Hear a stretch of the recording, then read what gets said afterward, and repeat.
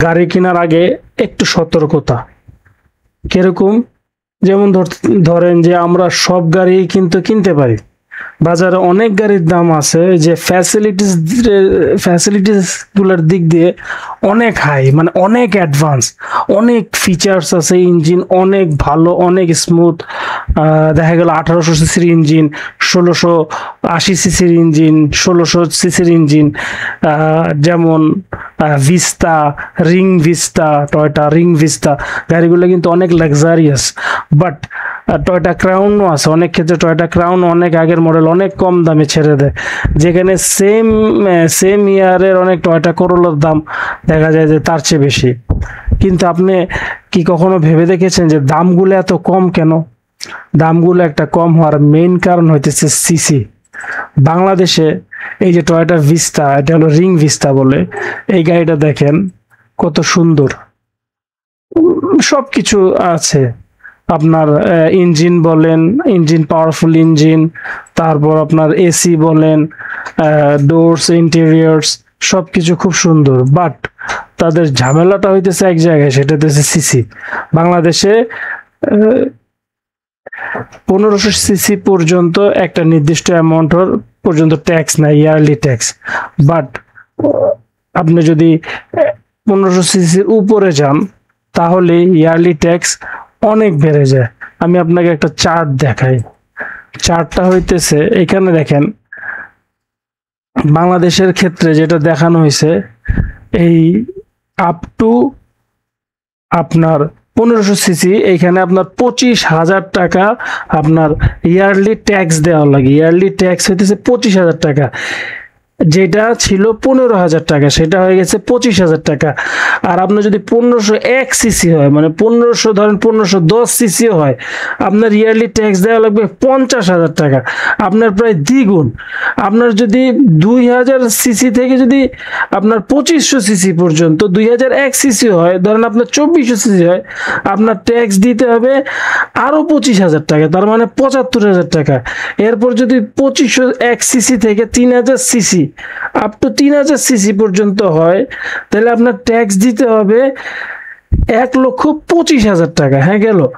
এইবার আসেন যদি 3500 সিসির উপরে যায়, মানে অ্যাভব 3500, মানে 3500 সিসির উপরে যায়, তাহলে 2 লাখ টাকা দেওয়া লাগে। মানে আপনার হইতেছে, যদি আপনি একটা নিশান পেট্রোল কিনেন, আমি আপনাদের একটা জিনিস দেখাই, দেখেন নিশান পেট্রোল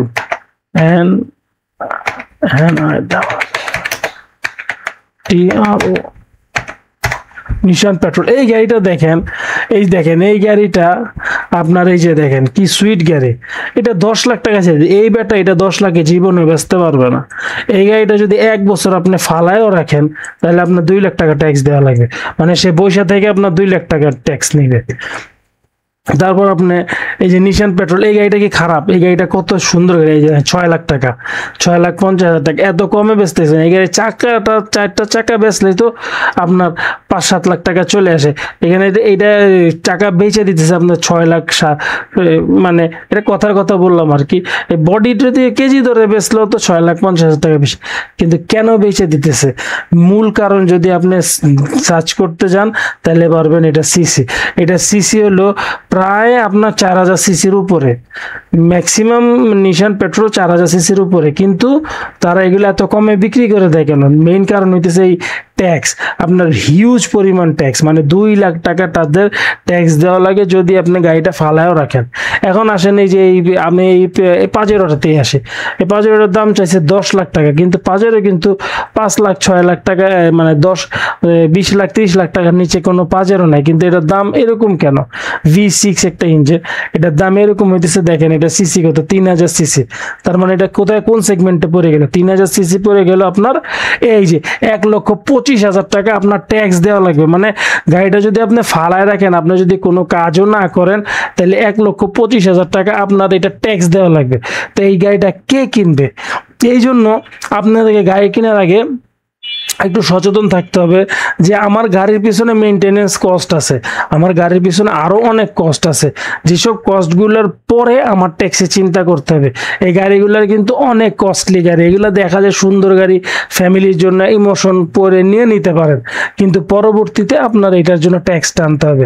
এবং যদি আপনার সামর্থ্য থাকে তাহলে অবশ্যই ইউ আর ওয়েলকাম, বাট যদি সামর্থ্য না থাকে লিভ ইট। এবার আমরা আসি টয়োটা করোলার ক্ষেত্রে। দেখেন টয়োটা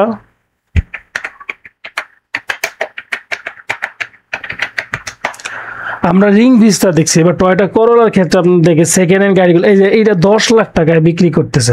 টয়োটা করোলা কিন্তু অত প্রাইসই গাড়ি না, ওই যে একদম লেটেস্ট যে মডেলটা এটা 20 লাখ টাকায় পাওয়া যায়।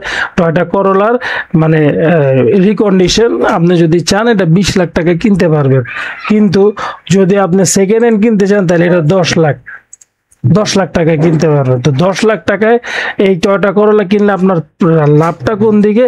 এটা দিচ্ছে, এটার লাভ হইতেছে, এটা হলো সিসি লিমিট। বাংলাদেশের সিসি লিমিট অনুযায়ী এইটার সিসি হলো 1500 সিসি। এখানে আপনি কি পাবেন? এখানে আপনি যে সুবিধা পাবেন সেটা হচ্ছে এটার ট্যাক্স। দেখেন আপনি, এটা ট্যাক্স হলো 25,000 টাকা, আগে ছিল 15,000 টাকা, এখন এটা ট্যাক্স চলে আসছে 25,000 টাকায়। ট্যাক্স চলে আসে 25,000 টাকায়, এটা সে 10 লাখ টাকায় বিক্রি করতেছে। হয়তো বা সে 10 লাখ পাবে না, 9 লাখ বা 7 লাখ বা 8 লাখে তাকে ব্যস্ত হইতে পারে, কিন্তু এখন এটা সে বেচতে পারবে। আর এটা আপনি কিনলে ভালো হবে কেন? আপনি কেনার পর যদি এটার পিছনে 1 লাখ টাকা খরচ করেন তাহলে গাড়িটা মোটামুটি 1 বছর বা 1.5 বছরের জন্য রাস্তাতে চলার উপযুক্ত হবে। যদি আপনি একদম মানে জ্ঞানহীনভাবে গাড়ি না কিন, ধরেন ভালো মিস্ত্রি বা আশেপাশের ভালো পরিচিত লোক দিয়ে যদি গাড়িটা কিনান তাহলে আপনি খুব ভালো একটা সার্ভিস পাবেন, এবং আপনার ট্যাক্সের যে ভেজালটা এটার মধ্যে একদম পুরো নিস্তার পেয়ে যাবেন। কারণ আপনি সবসময় গ্যারেজের লোকরা যে কথাটা বলে যে ভাই 1500 সিসির গাড়ি একটা পর্যন্ত গাড়ি একটা limited amount of fuel consume করে রান করার জন্য, বাট যখনই 1500 সিসি এক্সিট করে 1600 সিসি হয়, ওই গাড়িগুলোতে একটু স্পোর্টস ভাব থাকে, যেটা তেলটা একটু বেশি খায়, মানে অতিরিক্ত পরিমাণেই বেশি খায়।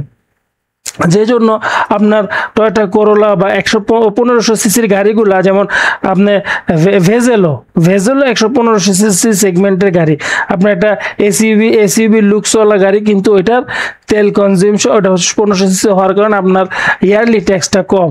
তো আপনি কিনতে পারেন, আপনি হোন্ডার হোন্ডা সিটি অনেক গাড়ি আছে যেগুলো 1500 সিসির নিচে, বাট এইখানেও আপনার কিছু জিনিস দেখতে হবে যে টয়োটা করোলার ইঞ্জিন পার্টস এটা আপনি যে কোনো জায়গায় পাবেন, but on the other hand আপনার মিৎসুবিশি বলেন, আপনার হোন্ডা বলেন, আপনার হোন্দাই বলেন, যত গাড়ি আছে এগুলোর পার্টসগুলা কোনো পার্টসই বাংলাদেশে তেমন অ্যাভেলেবেল না।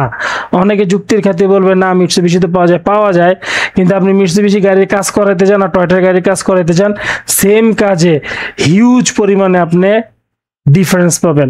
টয়োটাতে যদি 10,000 টাকা লাগে, মিৎসুবিশিতে লাগবে 20,000 টাকা। আপনি বলতে পারেন যে পার্টস লংজিবিলিটি বেশি, অত কিছু আমি জানি না, অত ডেপথেও কেউ যায় নাই, কিন্তু আমি যতটুকু জানি যে টয়োটার পার্টসও খারাপ না। কিন্তু যদি আপনি কম্প্যারিজনে যান, যে আপনি যে কম্প্যারিজনটা কি করবেন যে টয়োটা না মিৎসুবিশি, আপনি দেখবেন মিৎসুবিশিতে অনেক টাকা খরচ বেশি হয়, হোন্ডাতে অনেক টাকা, হোন্ডা সিটি টিটি এগুলোতে অনেক টাকা খরচ, এবং এগুলো অ্যাভেলেবেল না, অনেক মিস্ত্রি এগুলোর কাজ করতে চায় না। কিন্তু টয়োটা করোলা বা অন্যান্য টয়োটার যে 1500 সিসি সেগমেন্টের গাড়ি আছে এগুলো সবাই কাজ করতে চায়, এই জন্য এই গাড়িগুলোর এত ডিমান্ড এবং সবাই এই গাড়িগুলো কিনতে চায়। যেমন এই যে 2005 সালের একটা গাড়ি, এখানে উনি 12 লাখ টাকা চাইতেছে, 2005 সালের গাড়ি সে 12 লাখ টাকা চাইতেছে। আর 2000 আমি দেখে আপনাকে দেখা 2005 সালের একটা হোন্ডা গাড়ি কত চায়, যে Honda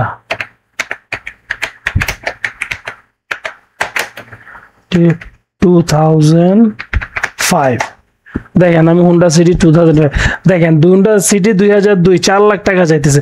Honda city Honda Honda city 2007 সালের মডেল চাইতেছে 10,50,000 টাকা, 2007। তারপর দেখেন 13,50,000 টাকা চাইতেছে, এইগুলা হোন্ডা সানাটা এটা। তারপর নিশানে দেখেন 2006 এর মডেল 4 লাখ টাকা চাইতেছে, এই গাড়িটা 4 লাখ টাকা চাইতে। এটা যদি টয়োটার গাড়ি হইতো মিনিমাম আপনার 13 লাখ টাকা চাইতো। টয়োটার গাড়ি যদি হইতো মিনিমাম আপনার 13 লাখ টাকা চাইতো, 2006 সালের গাড়ি। এটা আপনি লিখে রাখতে পারেন। এই যে হোন্ডা 3,20,000 টাকা চাইতেছে, এখানে আপনার 11 লাখ টাকা চাইছে। কিন্তু আপনি লিখে রাখেন, যদি কেউ না জানে গাড়ি সম্পর্কে, কেউ যদি অভিজ্ঞ না হয়, এই গাড়ি কেউ 13 লাখ টাকা, এই গাড়ি কেউ 17 লাখ বা আপনার 11 লাখ বা 13 লাখ টাকা দিয়ে কেউ কিনবে না। আপনার এই গাড়িগুলো দেখবেন আজকে আপনি বেশি না, আপনি অবজারভেশনে রাখবেন, এই যে মার্কেট প্লেসটাই আপনি অবজারভেশনে রাখবেন। একদিন অথবা 2 দিন বা 7 দিন অবজারভেশন করবেন, আপনি দেখবেন কয়টা টয়টা গাড়ি আপনার 7 লাখ 8 লাখ দেওয়ার পরে সাথে সাথে আপনি 4-5 দিনের মধ্যে দেখবেন সব গাড়ি সেল হয়ে গেছে। কিন্তু ওই যে হোন্ডা টোন্ডা এগুলো দেখবেন অনেক দিন, বছরের মাসের পর মাস পরে থাকে। তো গাড়ি কেনার ক্ষেত্রে এই জিনিসগুলো একটু সচেতনভাবে খেয়াল রাখবেন, এবং এগুলো খেয়াল রেখে কিনলে আপনি গাড়ি কিনে চালায় শান্তি পাবেন। আর এগুলো খেয়াল করে না কিনলে গাড়ি কেনার পরে ব্যাপক ভোগান্তি